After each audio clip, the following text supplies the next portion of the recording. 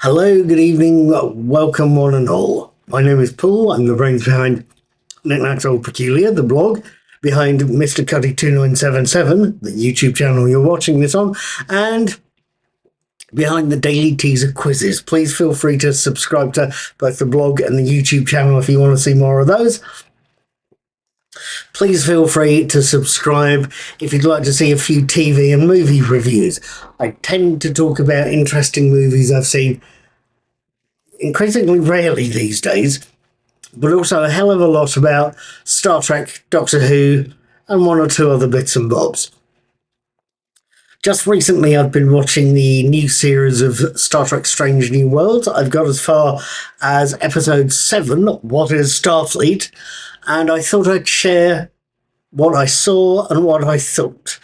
We'll start by telling you a summary. This is what I saw on screen. Episode 7, What is Starfleet, opens with a disclaimer that tells us the following documentary has been cleared by Starfleet in the interests of transparency. It then shifts to show us the Enterprise orbiting a sun was the voice of Humberto Beto Ortegas, Minor Looking, as he introduces his documentary with a speech, one that asks if the Federation is an empire hiding behind a show of ethics, if Starfleet is a war machine rather than a group of explorers, and asks if the crew of the Enterprise is soldiers rather than the peaceful people we've come to know.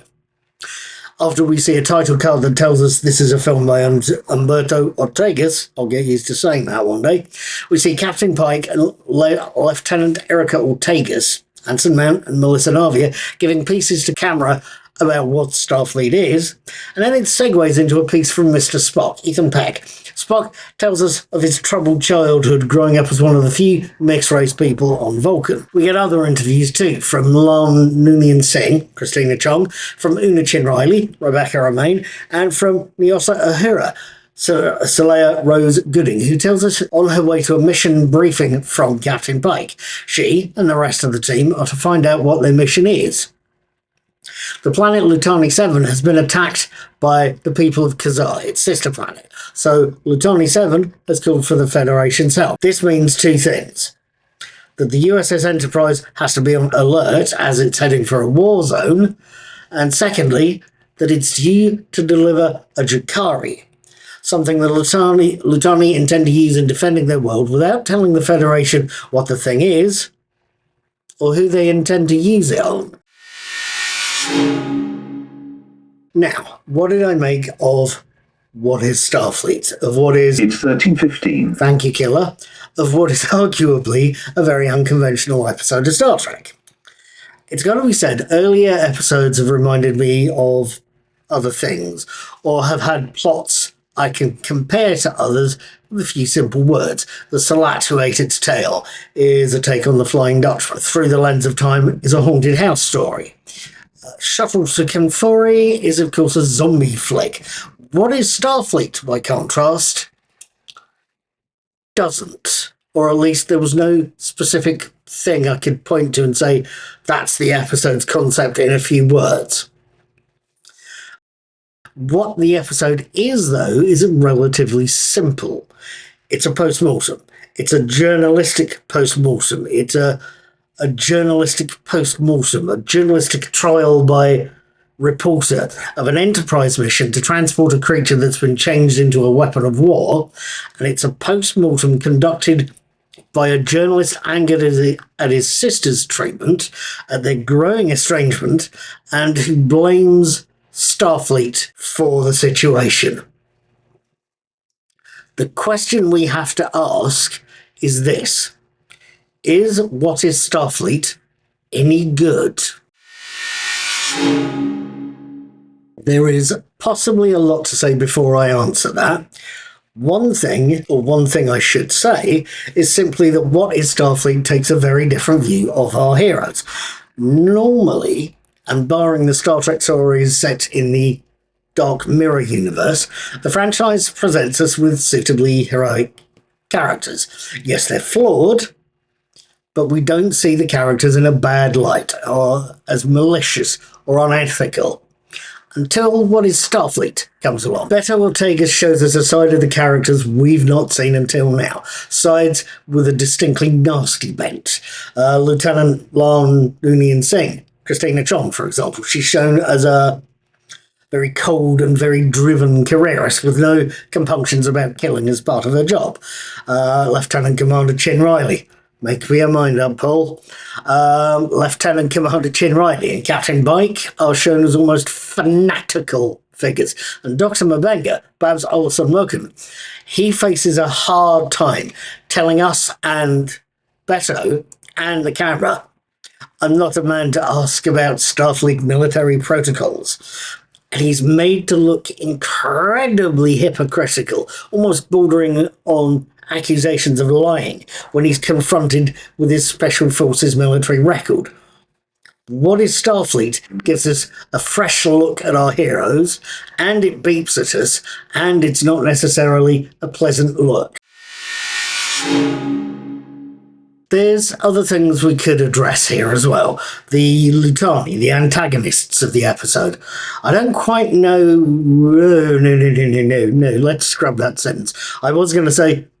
I don't quite know what to make of the Lutani there. But I suspect we could argue the design for the species has been influenced by Doctor Who, the new Doctor Who series design of the Silurians. Or it could just as easily be influenced by 2000 AD's Nemesis the Warlock.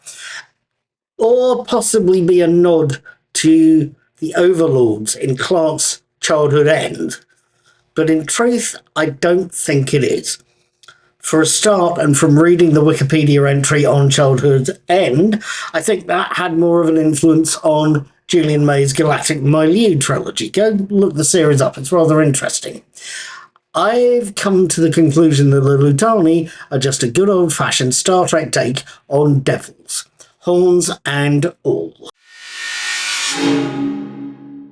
There's other things we could address as well. What is Starfleet?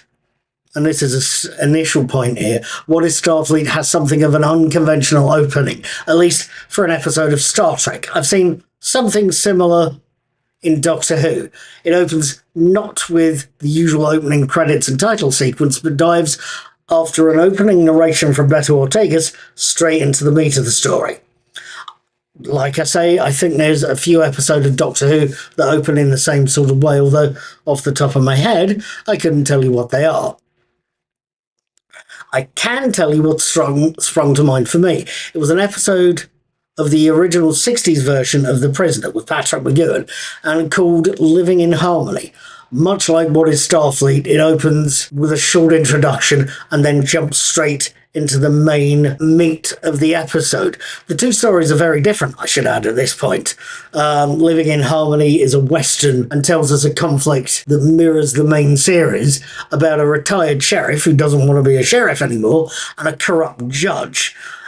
The other, What is Starfleet, tells us a tale about the episodes, or ethics, I should say. It tells us about the ethics of weapons dealing and something else.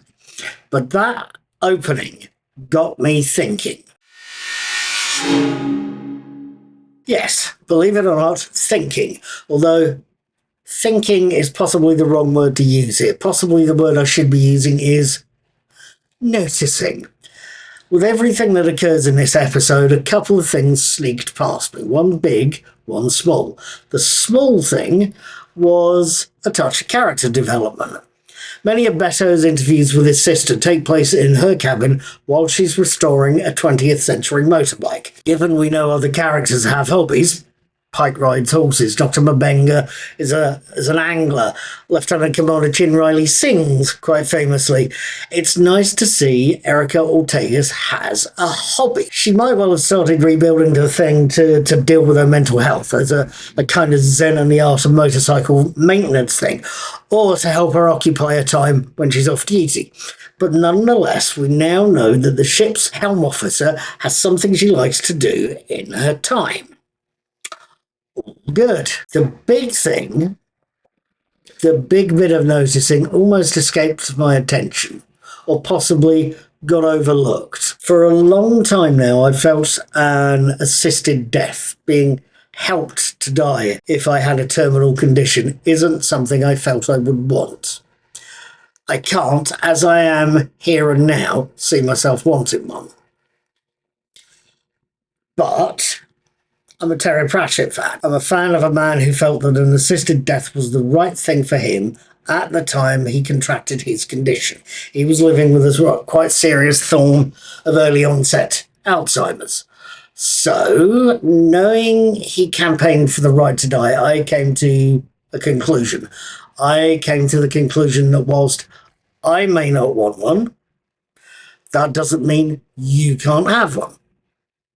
I mean, it doesn't mean you should be forced or coerced into one either, but my point is still basically there. I might not want one, but that doesn't mean you can't have one. So the bill that's going through Parliament right now, it's a long, complicated assisted suicide type title that's going through Parliament. The one that allows for assisted deaths and has protections against coerced assisted deaths is something I welcome. The reason I mention it is the conclusion of the episode. Once the crew establish contact with the Jikaru, the creature that's been weaponized by the Lutani, we find that the creature hates what it's become. It hates the fact it's been weaponized, hates the fact it can't do anything about it, bar one thing, and it hates the fact it will be responsible, if used, for the death of living beings. So it asks the crew of the Enterprise to help it die by flying it into the nearby sun. Something the crew are, if not happy to do, then certainly willing to do.